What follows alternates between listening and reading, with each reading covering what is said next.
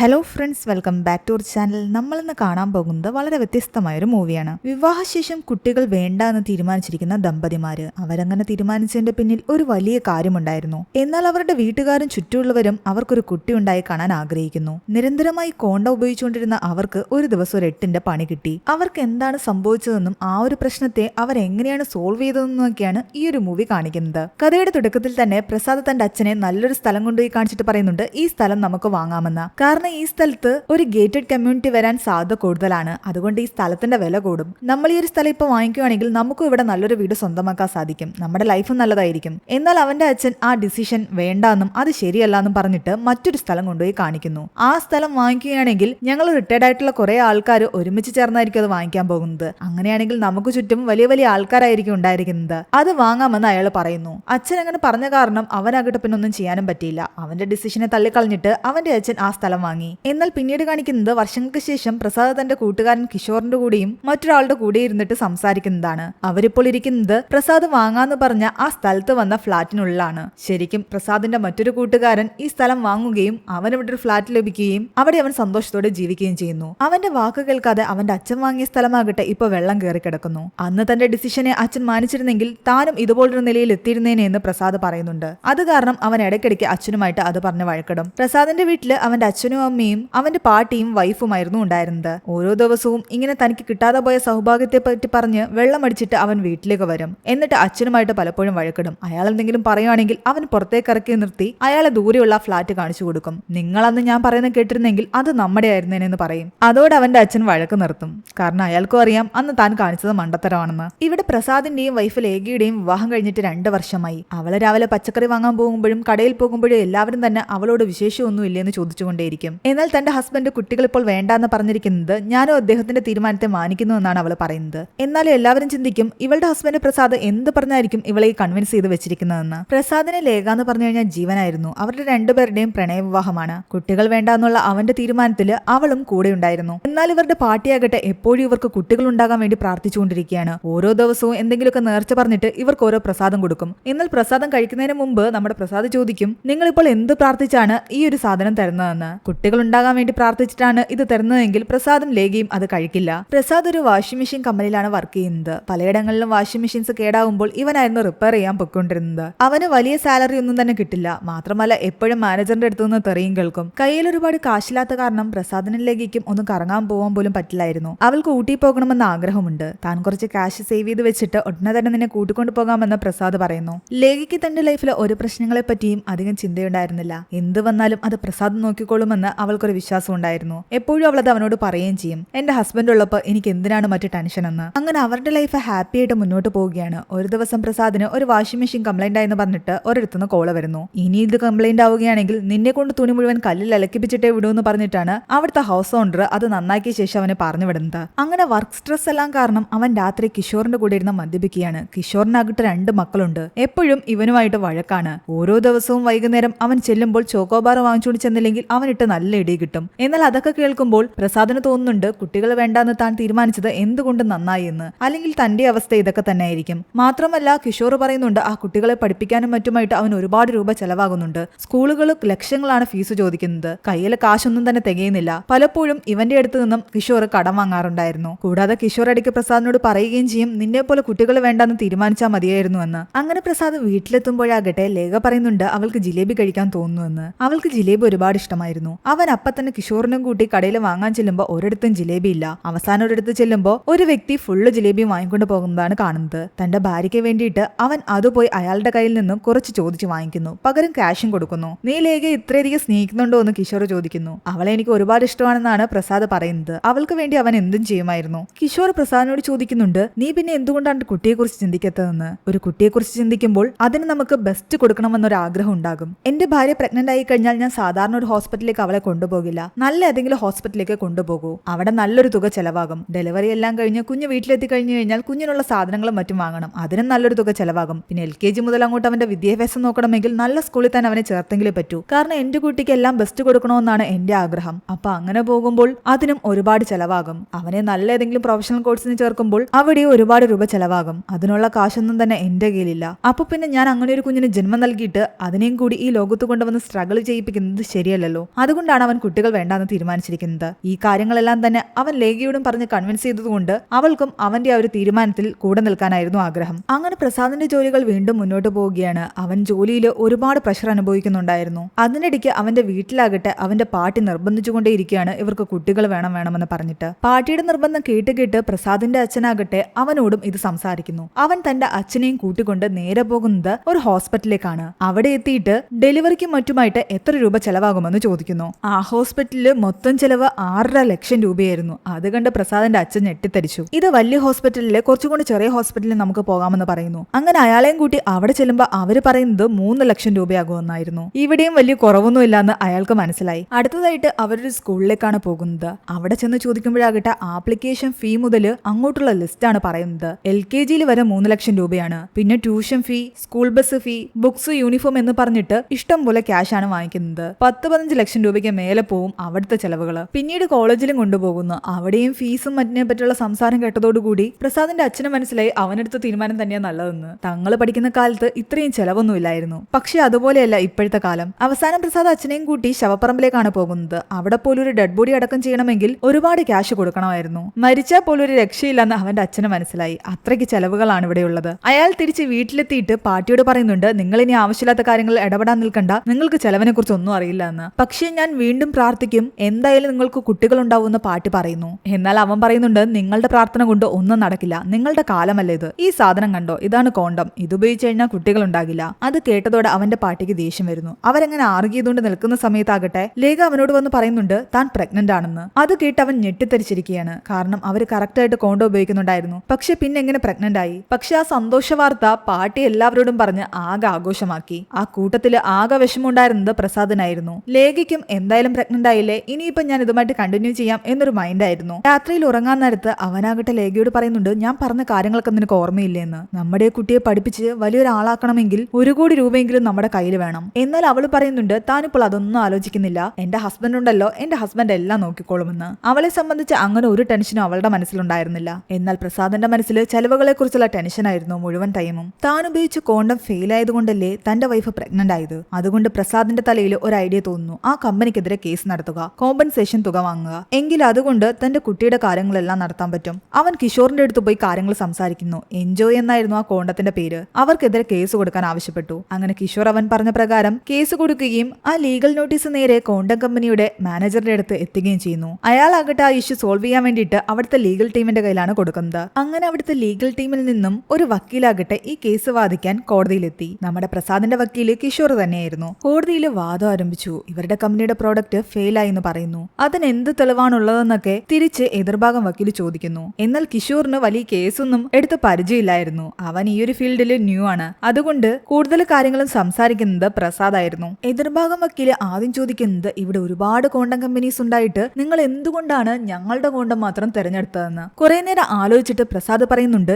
ഈ കോണ്ടം ഞാനായിട്ട് പോയി വാങ്ങിയതല്ല, എന്റെ വീട്ടില് നിങ്ങളുടെ കമ്പനിയുടെ ആൾക്കാർ കൊണ്ട് തന്നതാണ്. ഒരു ഫാമിലി പ്ലാനിംഗ് പ്രോഗ്രാമിന്റെ ഭാഗമായിട്ട് ഇവർ വീട് തോറും ആൾക്കാർക്ക് കോണ്ടം കൊണ്ട് കൊടുക്കുമായിരുന്നു. അങ്ങനെ ഒരു ദിവസം ഇവന്റെ വീട്ടിൽ വന്നപ്പോഴും ഇവന്റെ കയ്യിലും കൊടുത്തു. തനിക്ക് കുട്ടികൾ വേണ്ടെന്നുള്ളൊരു ചിന്ത മനസ്സിലുള്ളത് കൊണ്ട് അവൻ അവരുടെ കയ്യിൽ നിന്ന് കോണ്ടം വാങ്ങി ഉപയോഗിക്കുകയും ചെയ്തു. അതിനു മുമ്പ് വരെ എനിക്ക് അങ്ങനെ ഒരു കമ്പനി ഉണ്ടായിരുന്നു എന്ന് പോലും അറിയില്ല. അതിനുശേഷം പിന്നീട് ആ സ്റ്റോക്ക് തീർന്നു കഴിഞ്ഞിട്ട് ഞാൻ വീണ്ടും മെഡിക്കൽ സ്റ്റോറിൽ സാധനം വാങ്ങിക്കാൻ പോയി. അവിടെ ചെല്ലുമ്പോഴാകട്ടെ ആ ഭാഗത്തെല്ലാം തന്നെ നിങ്ങളുടെ കമ്പനിയുടെ വലിയ ബോർഡ് വെച്ചിട്ടുണ്ടായിരുന്നു. കൂടാതെ മെഡിക്കൽ സ്റ്റോറിൽ ചോദിച്ചപ്പോൾ നിങ്ങളുടെ എൻജോയ് എന്ന് പറയുന്ന കമ്പനിയാണ് ബെസ്റ്റ് കമ്പനി കൊണ്ടൊന്നും ഇത് 100% സേഫ് ആണെന്നും പറഞ്ഞു. അങ്ങനെ എങ്ങോട്ട് നോക്കിയാലും നിങ്ങളുടെ പ്രോഡക്റ്റ് മാത്രമാണ് ഉണ്ടായിരുന്നത്. അതുകൊണ്ടാണ് ഞാൻ നിങ്ങളുടെ കമ്പനിയുടെ കോണ്ടം വാങ്ങിയത്. എതിർഭാഗം വക്കീലിന് എന്ത് പറയണമെന്ന് അറിയാത്ത അവസ്ഥയായി. അങ്ങനെ ബാക്കി പോയിന്റ്സുകൾ സംസാരിക്കാൻ വേണ്ടിയിട്ട് കേസ് അടുത്ത ദിവസത്തേക്ക് മാറ്റിവെച്ചു. പക്ഷെ ഇതിനോടകം തന്നെ നാട്ടുകാരുൾപ്പെടെ എല്ലാവരും അറിഞ്ഞിട്ടുണ്ടായിരുന്നു ഇവൻ ഇങ്ങനൊരു കേസ് കൊടുത്ത കാര്യം. അതിന്റെ പേരിൽ പലരും ഇവന്റെ വീട്ടിൽ വന്ന് സംസാരിക്കാൻ തുടങ്ങി, എന്തൊരു നാണക്കേടാണെന്ന് പറഞ്ഞിട്ട്. ഇതെല്ലാം കേട്ട് ലേഖയും ആകെ തകർന്നിരിക്കുകയായിരുന്നു. പ്രസാദിന്റെ വീട്ടുകാർക്കും ആകെ നാണക്കേടായി. സംഭവം ന്യൂസിലെല്ലാം വൻ ചർച്ചാ വിഷയവും സോഷ്യൽ മീഡിയയിൽ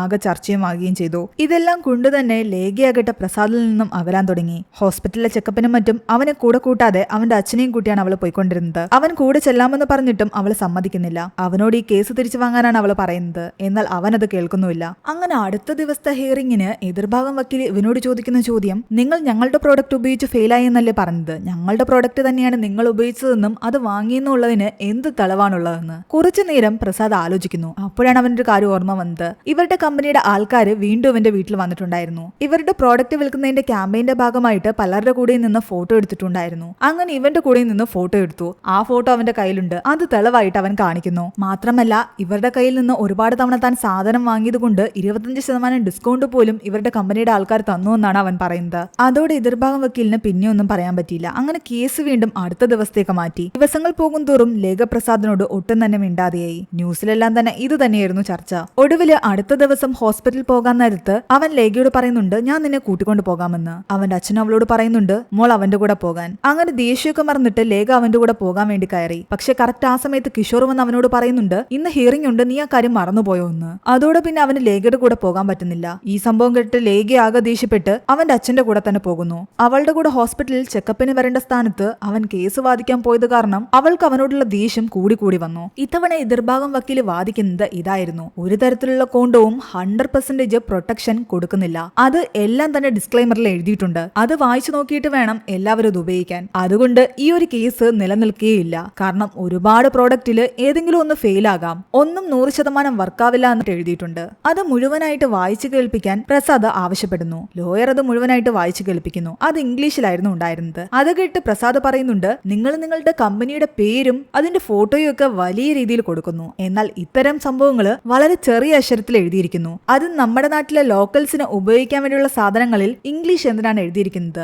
ഈ പറഞ്ഞ പല കാര്യങ്ങളും ഇവിടെ ഇരിക്കുന്ന പലർക്കും മനസ്സിലായിട്ടില്ല. കാരണം എല്ലാവരും ഇത്രയധികം ഇംഗ്ലീഷ് നോളജ് ഉള്ള ആൾക്കാരല്ല. നിങ്ങളത് ലോക്കൽ ലാംഗ്വേജിൽ എഴുതിയിട്ടുണ്ടായിരുന്നെങ്കിൽ ഉറപ്പായിട്ടും എല്ലാവർക്കും മനസ്സിലായേനെ. അവിടെ കൂടിയിരുന്ന ആൾക്കാരും പറയുന്നുണ്ട് തങ്ങൾക്കും ഇത് മനസ്സിലായിട്ടില്ല എന്ന്. കാരണം അയാൾ പറഞ്ഞത് മുഴുവൻ ഇംഗ്ലീഷിലായിരുന്നു. കൂടാതെ ഇവരുടെ ഒരു ആഡ് കൂടി അവിടെ പ്ലേ ചെയ്യുന്നു.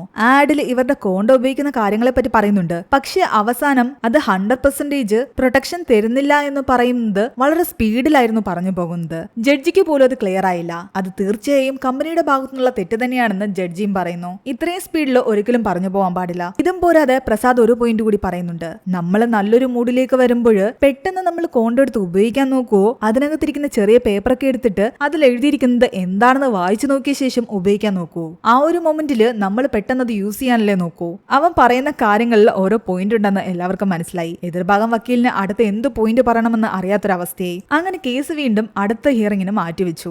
അതേസമയം ജനങ്ങളെല്ലാം തന്നെ ഇവന്റെ പോയിന്റ്സ് കേട്ടിട്ട് അവൻ പറയുന്നത് കറക്റ്റ് ആണെന്ന് സോഷ്യൽ മീഡിയയിലൂടെ പറയാൻ തുടങ്ങി. ലേഖ ഇപ്പോഴും പ്രസാദിൽ നിന്നും അകൽച്ചയിൽ തന്നെയായിരുന്നു. അവൾ അവന്റെ അച്ഛന്റെ കൂടെ പതിവായിട്ട് ചെക്കപ്പിന് പോകുന്നു. അവളോട് ചോദിച്ച അവളൊന്നും പറയില്ല. അത് കാരണം അവൻ അച്ഛനോടാണ് അവൾ ഓക്കെ ആണെന്ന് ചോദിക്കുന്നത്. നീ നിന്റെ വൈഫിനോട് ചോദിക്കാൻ അയാളും പറയും. അവളോട് സംസാരിക്കുമ്പോൾ അവൾ പറയുന്നുണ്ട്, എന്നേക്കാൾ വലുത് നിനക്ക് ഈ കേസല്ലേ. എന്റെ കൂടെ ഹോസ്പിറ്റലിൽ വരേണ്ട സമയത്ത് നീ കോർട്ടിലേക്ക് പോയിരിക്കുന്നു, നിനക്ക് കാശാണ് വലുത്. എന്നാൽ അവൻ പറയുന്നുണ്ട്, നീയെങ്കിലും എന്നെ മനസ്സിലാക്കണമെന്ന്. ചെറുപ്പം മുതലേ എന്റെ ലൈഫ് വളരെയധികം പ്രശ്നങ്ങളിലൂടെയാണ് കടന്നുപോയത്. എന്തുകൊണ്ട് എന്റെ അച്ഛൻ എന്റെ ലൈഫ് സെറ്റിലാക്കി തന്നില്ല എന്ന് പലപ്പോഴും ഞാൻ ചിന്തിച്ചിട്ടുണ്ട്. അതിന്റെ പേരിൽ ഞാൻ അച്ഛനെ കുറ്റപ്പെടുത്തിയിട്ടുണ്ട്. നാളെ എന്റെ കുട്ടികളും എന്നെ കുറ്റപ്പെടുത്താൻ പാടില്ല. അവർക്കെല്ലാം ബെസ്റ്റ് കൊടുക്കണം. എന്റെ കുട്ടികളുടെ മുന്നിൽ ഞാനൊരു ഫെയിലിയർ ആകാൻ പാടില്ല. പക്ഷെ അവൻ പറഞ്ഞ കാര്യങ്ങളൊന്നും ലേഖയ്ക്ക് മനസ്സിലായില്ല. അവളുടെ ദേഷ്യം പോയതുമില്ല. അങ്ങനെ അടുത്ത ദിവസം ഹിയറിംഗിനെത്തി. ആ സമയത്ത് കിഷോറിന്റെ മുഖത്താകട്ടെ ഇടി കിട്ടിയ പാടുണ്ടായിരുന്നു. അതെന്തു പറ്റിയെന്ന് ചോദിക്കുമ്പോൾ അവന്റെ കുട്ടികൾ അവനെ ഇടിച്ചതാണ്. ഒരു ദിവസം ചോക്കോബാർ കൊണ്ടുവന്നിട്ട് അവൻ കൊണ്ടുവന്നില്ല എന്ന് വെറുതെ ഒന്ന് കള്ളം പറഞ്ഞു. സത്യം എന്താണെന്ന് കേൾക്കാൻ പോലും നിൽക്കാതെ ആ കുട്ടികൾ അവനെ എടുത്തിട്ട് ഇടിച്ചു. അങ്ങനെ ഹിയറിംഗ് ആരംഭിച്ചു. അതിനിടയ്ക്ക് എതിർഭാഗം വക്കീൽ അവനോട് ചോദിക്കുന്നത്, നീ ഇത്രയും കാലം കുട്ടികൾ വേണ്ടാന്നല്ലേ തീരുമാനിച്ചത്? അതേന്ന് അവൻ പറയുന്നു. കുട്ടികൾ വേണ്ടാന്ന് തീരുമാനിച്ച നിന്റെ വൈഫ് പ്രഗ്നന്റ് ആയ സ്ഥിതിക്ക് നിനക്കത് അബോർഷൻ ചെയ്ത് കളഞ്ഞൂടായിരുന്നു. അതല്ലായിരുന്നു സിമ്പിൾ ആയിട്ടുള്ള മെത്തേഡ്. എന്നാൽ അവൻ പറയുന്നുണ്ട്, ഞാൻ കുട്ടികൾ വേണ്ടാന്നാണ് തീരുമാനിച്ചത്. അതിന്റെ എല്ലാ പ്രിക്കോഷൻസും ഞാൻ എടുത്തിട്ടുണ്ടായിരുന്നു. പക്ഷെ അത് ഫെയിലായിട്ട് ഒരു കുട്ടി ജനിക്കാനിരിക്കുമ്പോൾ ആ കുട്ടിയെ അറിഞ്ഞുകൊണ്ട് കൊല്ലാൻ എന്റെ മനസാക്ഷി എന്നെ അനുവദിക്കില്ല. നമ്മളെ സംബന്ധിച്ച് കാര്യം കഴിഞ്ഞിട്ട് നമ്മൾ പോകും. ഒരു കുഞ്ഞു വയറ്റിൽ ഉണ്ടാകുന്നതും അതിനെ 10 മാസം ചുമക്കുന്നതും പ്രസവിക്കുന്നതും എല്ലാം തന്നെ സ്ത്രീകളാണ്. അവരൊരിക്കലും അബോർഷനെ പറ്റി കൂടുതലായിട്ട് സംസാരിക്കില്ല. അതുകൊണ്ട് എനിക്ക് എന്റെ വൈഫിനെ ഫോഴ്സ് ചെയ്യാനും പറ്റില്ല അബോർഷന് വേണ്ടിയിട്ട്. അതുകൊണ്ട് അങ്ങനെയുള്ള ഒരു കുഞ്ഞിന് ജന്മം കൊടുക്കണോ വേണ്ടയോ എന്നുള്ള തീരുമാനം അതെന്റെ വൈഫിന്റേത് മാത്രമായിരിക്കും. കൂടാതെ പ്രസാദാകട്ടെ ജഡ്ജിയോട് പറയുന്നുണ്ട്, ഒരു വക്കീലായ ഇയാള് കോർട്ടിൽ വെച്ച് അബോർഷൻ ചെയ്യാൻ വേണ്ടിയിട്ട് ഇങ്ങനെ പറയുന്നത് തന്നെ തെറ്റല്ലേ എന്ന്. ആ വക്കീല് പ്രസാദിനോട് അങ്ങനെ ഫോഴ്സ് ചെയ്ത് സംസാരിച്ചത് ശരിയല്ലെന്ന് ജഡ്ജിക്കും തോന്നി. അതുകൊണ്ട് അയാൾക്ക് ഫൈൻ കൊടുക്കുന്നു. അങ്ങനെ അന്നത്തെ ഹിയറിംഗ് കഴിഞ്ഞു. ഈ സംഭവങ്ങളെല്ലാം അറിഞ്ഞ ആ കോണ്ടം കമ്പനി ഉടമയാകട്ടെ ആ വക്കീലിനോട് ആകെ ദേഷ്യത്തിലായിരുന്നു. ഇനി താൻ ഈ കേസുമായിട്ട് മുന്നോട്ട് പോകണ്ടെന്നാണ് പറയുന്നത്. അതിന് പകരമായിട്ട് ഇവർ മറ്റൊരു വക്കീലിനെ കൊണ്ടുവരുന്നു. അയാൾ നല്ല പേര് കേട്ടൊരു വക്കീലായിരുന്നു. അയാളുടെ പേര് അഡ്വക്കേറ്റ് അജയ് ശർമ്മ എന്നായിരുന്നു. അയാൾ ആദ്യം കമ്പനി ഓണേഴ്സിനോട് പറയുന്നത് പ്രസാദിന്റെ ഫുൾ ബാക്ക്ഗ്രൗണ്ട് എടുക്കാനാണ്. ഇതിനു മുൻപ് സംസാരിച്ച പോയിന്റുകളെല്ലാം വെച്ചിട്ട് അജയ് ശർമ്മ കോർട്ടിലെത്തുമ്പോൾ പ്രസാദ് പ്രസാദിനോട് ചോദിക്കുന്നത്, നിങ്ങൾ ആ ഒരു മൊമെന്റിലെത്തിയപ്പോൾ കണ്ടീഷൻസ് ഒന്നും വായിക്കാതെ പെട്ടെന്ന് കോണ്ടം യൂസ് ചെയ്തു എന്നല്ലേ പറഞ്ഞത്, പക്ഷെ നിങ്ങൾ ഞങ്ങളുടെ കോണ്ടം യൂസ് ചെയ്തു എന്നുള്ളതിൽ എന്ത് തെളിവാണ് നിങ്ങളുടെ കയ്യിലുള്ളത്? കാരണം ഒരു സെക്സിലേക്ക് കിടക്കുന്നതിന് മുമ്പ് അത്രയും ഫീലിംഗ്സ് ഒക്കെ തോന്നിയൊരു മൊമെന്റിൽ നിങ്ങൾ കണ്ടീഷൻസ് വായിച്ചില്ല, അതുപോലെ തന്നെ കോണ്ടം ഉപയോഗിക്കാനും മറന്നിട്ടുണ്ടെങ്കിലോ? ഞങ്ങളുടെ പ്രോഡക്റ്റ് നിങ്ങൾ ഉപയോഗിച്ചു എന്നുള്ളതിൽ തെളിവ് തരാൻ പറ്റിയ ഒരേ ഒരു വ്യക്തിയെ നിങ്ങളെ കൂടാതെ ഈ ലോകത്തുള്ളൂ, അത് നിങ്ങളുടെ വൈഫാണ്. അതുകൊണ്ട് നിങ്ങളുടെ വൈഫ് വന്ന് പറയട്ടെ ആ ഒരു പ്രോഡക്റ്റ് യൂസ് ചെയ്തു എന്ന്. അതോടുകൂടി പ്രസാദ് ആകെ സങ്കടത്തിലായി. കാരണം ഒരിക്കലും ലേഖ ഇവിടേക്ക് വരില്ല എന്നുള്ള കാര്യം അവന് ഉറപ്പാണ്. അവൻ ലേഖയെ അതിന് ഫോഴ്സ് ചെയ്യുകയുമില്ല. അജയ് ശർമ്മ കോർട്ടിനോട് പറയുന്നുണ്ട്, ഇവന്റെ വൈഫ് ലേഖ ഇവിടെ വന്ന് കോടതിയോട് പറയണം ഓരോ സിംഗിൾ ടൈമിലും ഇവരുടെ പ്രോഡക്റ്റ് തന്നെയാണ് ഇവർ യൂസ് ചെയ്തതെന്ന്. ഇനി അതുമല്ല, രണ്ടാമതൊരു ചാൻസ് കൂടിയുണ്ട്. നിങ്ങൾ തന്നെയാണ് ആ പ്രഗ്നൻസിക്ക് ഉത്തരവാദി എന്ന് നിങ്ങൾക്ക് ഉറപ്പുണ്ടോ? നിങ്ങൾ പറയുന്ന പോലെ നിങ്ങൾ കോണ്ട യൂസ് ചെയ്തിട്ടുണ്ടാകും, പക്ഷേ നിങ്ങളുടെ വൈഫിന് മറ്റാരുമായിട്ടെങ്കിലും ബന്ധമുണ്ടെങ്കിൽ അയാളാലും നിങ്ങളുടെ വൈഫ് പ്രഗ്നന്റ് ആകില്ലേ? അപ്പോൾ അവർ ഞങ്ങളുടെ കോണ്ടമാണ് യൂസ് ചെയ്തതെന്ന് പറയാൻ പറ്റില്ലല്ലോ. അങ്ങനെ ഒരുപാട് പോയിന്റുകൾ ഇയാൾ പറയാൻ തുടങ്ങി. അതോടുകൂടി പ്രസാദിന് ആകെ വട്ട് പിടിക്കുന്ന അവസ്ഥയായിരുന്നു. നീ മൂലം തന്നെയാണ് നിന്റെ വൈഫ് പ്രഗ്നന്റ് ആയത് എന്നുള്ളതിന് ഗ്യാരണ്ടി കൊടുക്കണമെന്നാണ് അജയ് ശർമ്മ ആവശ്യപ്പെടുന്നത്. പ്രസാദ് ഇതിനെപ്പറ്റി ഒന്നും തന്നെ ആരോടും പറയുന്നില്ല. എന്നാൽ കിഷോർ വന്ന് വീട്ടിൽ ഇതിനെപ്പറ്റി സംസാരിക്കുന്നു. എല്ലാം കേട്ട് കഴിഞ്ഞ് ലേഖ പറയുന്നുണ്ട്, എനിക്കിനി ഇതുമായിട്ട് മുന്നോട്ട് പോകാൻ പറ്റില്ല എന്ന്, ഞാൻ ഇവിടെ നിന്ന് പോകുവാണെന്ന് പറഞ്ഞിട്ട് അവൾ തന്റെ വീട്ടിലേക്ക് ഇറങ്ങിപ്പോയി. അവളുടെ വീട്ടുകാരും ഒന്നും മിണ്ടാതെ അവൾക്ക് വേണ്ടി വാതിൽ തുറന്നു കൊടുത്തു. അവളോട് കൂടുതലൊന്നും ചോദിച്ചതുമില്ല. പക്ഷെ പിന്നീടുള്ള ദിവസങ്ങളിൽ ഒന്നും തന്നെ പ്രസാദിന് ഒറ്റയ്ക്ക് ഉറങ്ങാൻ പറ്റുന്നുണ്ടായിരുന്നില്ല. അവൻ ബെഡിൽ കിടന്നതേയില്ല, നിലത്തായിരുന്നു കിടന്നിരുന്നത്. ലേഖയില്ലാത്ത ഓരോ നിമിഷവും അവൻ അത്രയധികം വേദനയുള്ളതായിരുന്നു. ഒരു ദിവസം ലേഖ തന്റെ അച്ഛനോടും അമ്മയോടും ചോദിക്കുന്നുണ്ട്, ഞാൻ തിരിച്ചു വന്നപ്പോൾ നിങ്ങൾ എന്താ എന്നോട് ഒന്നും തന്നെ ചോദിക്കാതിരുന്നതെന്ന്. അവളുടെ അമ്മ പറയുന്നുണ്ട്, നീ എന്തായാലും തിരിച്ചു വരും എന്നുള്ള കാര്യം ഞങ്ങൾക്ക് ഉറപ്പായിരുന്നു എന്ന്. എന്നിട്ടൊരു ചെറിയ ഫ്ലാഷ് ബാക്ക് സീൻ കാണിക്കുന്നു. ഇവരുടെ ഒരു ആനിവേഴ്സറി ദിവസത്തിൽ ഇവരെല്ലാവരും ആഹാരം കഴിച്ചുകൊണ്ടിരിക്കുന്ന സമയത്ത് ലേഖയുടെ അമ്മയും ചോദിച്ചിട്ടുണ്ടായിരുന്നു, നിങ്ങൾ കുട്ടികൾക്ക് വേണ്ടി ശ്രമിക്കുന്നില്ലേ എന്ന്. അപ്പോൾ അതിന് പ്രസാദ് മറുപടി കൊടുത്തത് എങ്ങനെയായിരുന്നു, നിങ്ങളുടെ വംശത്തിലും ഞങ്ങളുടെ വംശത്തിലും ഏതെങ്കിലും ഒരു സക്സസ്ഫുൾ ആയിട്ടുള്ള പുതിയ തലമുറയെ കാണിക്കാൻ പറ്റുമോ എന്ന്. ഒരു മൂവി സ്റ്റാറോ സ്പോർട്സ്മാനോ നല്ലൊരു എഞ്ചിനീയറോ ഡോക്ടറോ അങ്ങനെ ആരും തന്നെ ഇല്ലല്ലോ എന്ന്. എല്ലാവരും ഫെയിലിയർ ആണ്. അപ്പൊ ഞങ്ങൾ എന്തിനാണ് വെറുതെ ഒരു കുഞ്ഞിന് ജന്മം കൊടുക്കുന്നത്, അതിനെ സ്ട്രഗിൾ ചെയ്യിപ്പിക്കുന്നത്? അവൻ അങ്ങനെ പറയുന്നതോടുകൂടി ദേഷ്യപ്പെട്ടിട്ട് അവളുടെ അച്ഛനും അമ്മയും അവിടെ നിന്ന് ഇറങ്ങി പോയിട്ടുണ്ടായിരുന്നു. അതൊക്കെ കൊണ്ട് തന്നെ ഭാവിയിൽ ഇതൊക്കെയായിരിക്കും സംഭവിക്കാൻ പോകുന്നതെന്ന് അവളുടെ അച്ഛനും അമ്മയ്ക്കും അറിയാം. അടുത്ത ഹിയറിംഗിനും അജയ് ശർമ്മ അവനോട് ചോദിക്കുന്നുണ്ട്, നിങ്ങളുടെ വൈഫ് കോർട്ടിലേക്ക് വരുമോ ഇല്ലയോ എന്ന്. അവൻ കുറച്ച് സമയം കൂടി കോർട്ടിനോട് ആവശ്യപ്പെടുന്നു. കിഷോറുമായിട്ട് സംസാരിച്ചിരിക്കുമ്പോൾ കിഷോർ പറയുന്നുണ്ട്, ഈ കേസുമായിട്ട് ഇനി മുന്നോട്ട് പോയിട്ട് കാര്യമുണ്ടെന്ന് തോന്നുന്നില്ല എന്ന്. ലേഖ കോർട്ടിലേക്ക് വരാതെ ഇനി ഒന്നും നടക്കില്ല. എന്നാൽ അവൻ പറയുന്നു, ഞാൻ ലേഖയെ ഒന്നിനും ഫോഴ്സ് ചെയ്യില്ല, അവളുടെ സ്ഥാനത്ത് ഞാനാണെങ്കിലും ഇതുപോലെ തന്നെ റിയാക്ട് ചെയ്യൂ. പ്രസാദ് കിഷോറിനോട് പറയുന്നുണ്ട്, എന്റെ ഇമോഷൻസ് ആരും മനസ്സിലാക്കുന്നില്ല, എല്ലാവരും കുട്ടികളെ ഉണ്ടാക്കുന്നത് ഒരു ബിസിനസ് ആയിട്ടാണ് കാണുന്നത്. നീ എന്താ അങ്ങനെ പറയാൻ കാരണമെന്ന് ചോദിക്കുമ്പോൾ പ്രസാദ് കിഷോർ ഇട്ടിരിക്കുന്ന ടീഷർട്ടിന്റെ വില ചോദിക്കുന്നു. ഏകദേശം 500 രൂപയായി കാണുമെന്ന് അവൻ പറയുന്നു. പക്ഷെ ഇതുപോലെ ഒരു ചെറിയ കുട്ടിക്ക് വസ്ത്രം വാങ്ങുവാണെങ്കിൽ അതിന് ഒരുപാട് രൂപ കൊടുക്കേണ്ടി വരും. അവൻ പറഞ്ഞത് കറക്റ്റ് ആണെന്ന് കിഷോറിന് മനസ്സിലായി. കുട്ടികളുടെ സാധനങ്ങൾക്കാണ് എപ്പോഴും വില കൂടുതൽ, വലിയവരുടെ സാധനങ്ങൾക്ക് അത്രയും വില പോലും ഉണ്ടായിരുന്നില്ല. പക്ഷെ നമ്മൾ പേരൻസ് എപ്പോഴും കുട്ടികളുടെ സാധനങ്ങൾ നല്ലതേ എടുക്കൂ, അതുപോലെ തന്നെ വിലയും നോക്കില്ല. അവർക്ക് വേണ്ടി നമ്മൾ എത്ര വേണമെങ്കിലും ചെലവാക്കാൻ നിർബന്ധിതരാകും. മറ്റുള്ളവർ അതവരുടെ ബിസിനസ് ആക്കി എടുക്കുകയും ചെയ്യും. ഓരോ വർഷവും സ്കൂളിൽ ഫീസ് കൂട്ടിക്കൊണ്ടേയിരിക്കും. നമ്മൾ നമ്മുടെ കുട്ടികളെ നല്ല സ്കൂളിൽ പഠിപ്പിക്കാൻ വേണ്ടിയിട്ട് കഷ്ടപ്പെട്ട് കാശുണ്ടാക്കി അവിടേക്ക് അയക്കും. അങ്ങനെ നമ്മുടെ ഇമോഷൻസിനെയാണ് അവർ ബിസിനസ് ആക്കി മാറ്റുന്നത്. അങ്ങനെ കേസിന്റെ ഫൈനൽ ഹിയറിംഗ് ആവാറായി. ഇവിടെ അജയ് ശർമ്മ സംസാരിക്കുന്നത്, ഇവൻ കാശിന് വേണ്ടിയിട്ടാണ് മനഃപൂർവ്വം ഇങ്ങനൊരു കേസ് കൊടുത്തത് എന്നാണ്. അവന്റെ ഫാമിലിയിൽ നിന്ന് അവനൊരു സപ്പോർട്ടും ഇല്ല. അതുകൊണ്ടാണ് ഒരു തവണ പോലും ആരും ഈ ഒരു കേസ് ഹിയറിംഗ് കേൾക്കാൻ വരാതിരുന്നത്. അതുകൊണ്ട് ഇതൊരു ഫാൾസ് കേസ് ആണെന്നും ഇത് ഇൻവാലിഡ് ആണെന്നും കാണിച്ചുകൊണ്ട് ഈ കേസ് ഇപ്പൊ തന്നെ ക്ലോസ് ചെയ്യണം. മാത്രമല്ല ഇതുപോലെ കമ്പനിക്ക് മാനക്കേട് ഉണ്ടാക്കാൻ വേണ്ടിയിട്ട് ഒരു കേസ് കൊടുത്തത് കാരണം ഇവന്റെ പേരിൽ ഒരു കേസ് എടുക്കുകയും നഷ്ടപരിഹാരം കമ്പനിക്ക് കൊടുക്കുകയും വേണം. പക്ഷേ കേസ് ക്ലോസ് ചെയ്യുന്നതിന് കുറച്ചു മുൻപ് ലേഖ അവിടേക്ക് വരുന്നു. അതുകൊണ്ട് പ്രസാദ് പോലും ഞെട്ടിപ്പോയി. ഒരു നിമിഷം ജഡ്ജി ആഗ്രഹിച്ചിട്ടുണ്ടായിരുന്നു ലേഖ വന്ന് ഈ കമ്പനിക്കെതിരെ സംസാരിക്കണമെന്ന്. അങ്ങനെ ലേഖ വന്ന് കോർട്ടിനോട് പറയുന്നുണ്ട്, എന്റെ വയറ്റിൽ വളരുന്ന കുട്ടിയുടെ അച്ഛൻ പ്രസാദ് തന്നെയാണെന്ന്. അതുപോലെ എല്ലാ തവണയും ഞങ്ങൾ ഇതേ കമ്പനിയുടെ കോണ്ടം തന്നെയാണ് ഉപയോഗിച്ചതും. അവളിപ്പോൾ ഇത് വന്ന് ഇവിടെ പറയാനൊരു കാരണമുണ്ട്. അവളുടെ അമ്മ അവളോട് സംസാരിച്ചിരുന്നു. കോർട്ടില് പ്രസാദ് പറയുന്ന കാര്യങ്ങളെല്ലാം തന്നെ വാർത്തയിലൂടെ അവർ കണ്ടിട്ടുണ്ടായിരുന്നു. നിനക്ക് കിട്ടിയത് നല്ലൊരു ഭർത്താവിനെയാണെന്ന് അവളുടെ അമ്മ അവളോട് പറയുന്നു. കാരണം നീ പ്രഗ്നന്റ് ആയപ്പോൾ നിന്നെ സംശയിക്കാതെ അയാൾ സംശയിച്ചത് ഉപയോഗിച്ച കോണ്ടത്തെയായിരുന്നു. ആ സ്ഥാനത്ത് മറ്റാരെങ്കിലും ആണെങ്കിൽ ഞാൻ എപ്പോഴും കോണ്ട ഉപയോഗിച്ചതല്ലേ, എന്റെ ഭാര്യ ഞാൻ അറിയാതെ മറ്റാരെങ്കിലുമായിട്ട് ബന്ധപ്പെട്ടോ എന്നതായിരിക്കും ചിന്തിക്കുക. പക്ഷെ ഇവിടെ പ്രസാദ് നിന്നെ 100% വിശ്വസിച്ചു. നിനക്കെതിരെ ഒരു തവണ പോലും മോശമായിട്ട് ചിന്തിക്കാതെ കോർട്ടിൽ പോയി കോണ്ടം കമ്പനിക്കെതിരെ കേസ് കൊടുത്തു. അപ്പോൾ അതുപോലെ തന്നെ നീ നിന്റെ ഹസ്ബൻഡിനെ സപ്പോർട്ട് ചെയ്യണം. അതുകൊണ്ടാണ് ഇവള് കോർട്ടിൽ വന്ന് കാര്യങ്ങളെല്ലാം സംസാരിച്ചത്. അങ്ങനെ അന്നത്തെ ഹിയറിംഗ് കഴിഞ്ഞു. അജയ് ശർമ്മയ്ക്ക് കൂടുതലൊന്നും പറയാനില്ലായിരുന്നു. അതിനുശേഷം ലേഖ പ്രസാദിന്റെ കൂടെ വീട്ടിലേക്ക് എത്തി. പിന്നീട് കാണിക്കുന്നത് അടുത്ത ദിവസത്തെ ഹിയറിംഗ് ആണ്. അജയ് ശർമ്മ ഇത്തവണ കുറെ കാര്യങ്ങൾ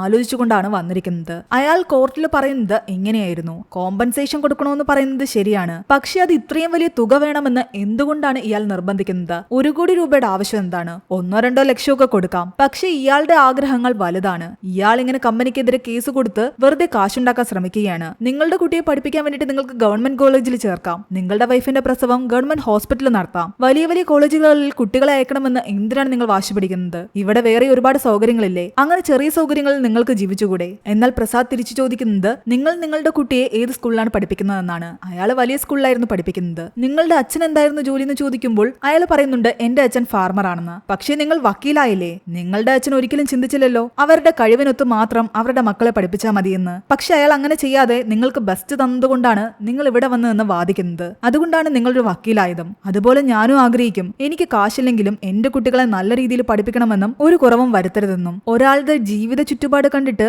അയാൾ കൂടുതൽ ആഗ്രഹിക്കാൻ പാടില്ല എന്നും നിങ്ങൾ ഒരിക്കലും പറയാൻ പാടില്ല. അത് തെറ്റാണ്. പ്രസാദ് പറഞ്ഞ ആ കാര്യങ്ങൾ ശരിയാണെന്ന് ജഡ്ജിക്കും തോന്നി. ഇത് കൂടാതെ കിഷോറും സംസാരിക്കാൻ ആരംഭിച്ചു. താനും 2 കുട്ടികളെ വളർത്തുന്നതാണ്, അവർക്ക് എത്രത്തോളം ഫീസ് ആകുന്നുണ്ടെന്നും അവരുടെ ചെലവുകൾ എന്താണെന്നും എല്ലാം തന്നെ കിഷോറും സംസാരിക്കാൻ ആരംഭിച്ചു. ഇവിടെ സ്കൂളിൽ അഡ്മിഷൻ കിട്ടുന്നതിനേക്കാളും ഈസി ആയിട്ട് MLA സീറ്റ് കിട്ടും. ഇപ്പൊ കമ്പനി ഇവന് 5 ലക്ഷം കൊടുക്കാന്ന് പറഞ്ഞാൽ പോലും അത് ആ കുട്ടിക്ക് പാലും മുട്ടയും ഡയപ്പറും വാങ്ങാൻ പോലും തികയില്ല. അതുകൊണ്ട് അവൻ ആവശ്യപ്പെട്ട 1 കോടി തന്നെ കൊടുക്കണമെന്ന് കിഷോർ പറയുന്നു. എല്ലാ കാര്യങ്ങളും കേട്ടുകഴിഞ്ഞ് ജഡ്ജിയാകട്ടെ പ്രസാദിന് അനുകൂലമായിട്ടാണ് വിധി പറയുന്നത്. കമ്പനി അയാൾ ആവശ്യപ്പെട്ട തുക തന്നെ നഷ്ടപരിഹാരമായിട്ട് കൊടുത്തേ പറ്റൂ. അങ്ങനെ പ്രസാദ് ആ കേസ് വിജയിക്കുന്നു. അജയ് ശർമ്മ കേസ് തോറ്റു. അവന് 1 കോടി രൂപ കോമ്പൻസേഷൻ കിട്ടി. ആ കേസോട് കൂടി തന്നെ നമ്മുടെ കിഷോറും ഒരുപാട് പ്രശസ്തി ആർജിച്ചു. അങ്ങനെ പിന്നീട് കാണിക്കുന്നത് ഡെലിവറിക്ക് വേണ്ടിയിട്ട് ലേഖയെ നല്ലൊരു ഹോസ്പിറ്റലിലേക്ക് കൊണ്ടുപോകുന്നതാണ്. അപ്പോഴേക്കും കോമ്പൻസേഷൻ തുകയുമായിട്ട് കമ്പനിയിൽ നിന്ന് ആൾക്കാർ വന്നിട്ടുണ്ടായിരുന്നു. പക്ഷെ ഇവിടെ വെച്ചാണ് ഇതിൽ ഏറ്റവും വലിയ ട്വിസ്റ്റ്. അവൻ 1 കുട്ടിയായിരുന്നില്ല, 2 കുട്ടിയായിരുന്നു ജനിച്ചത്. ഇരട്ട കുട്ടികളായിരുന്നു തനിക്കെന്ന്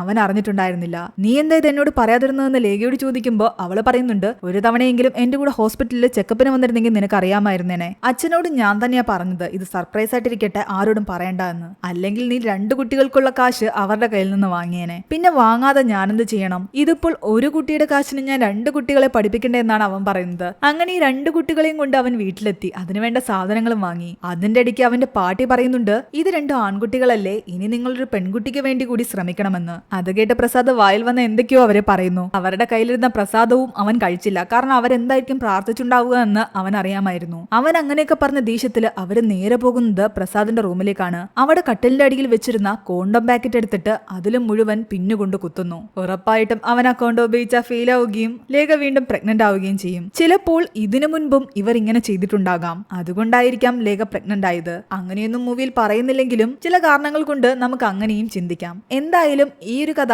ഇവിടെയാണ് അവസാനിക്കുന്നത്. ഈ ഒരു മൂവിയുടെ സ്റ്റോറി എങ്ങനെയുണ്ടായിരുന്നു നിങ്ങൾ താഴെ കമന്റ് ചെയ്യാനും നമ്മുടെ ഈ വീഡിയോ ഒന്ന് ലൈക്ക് ചെയ്ത് സപ്പോർട്ട് ചെയ്യാനും നിങ്ങൾ മറക്കണ്ട.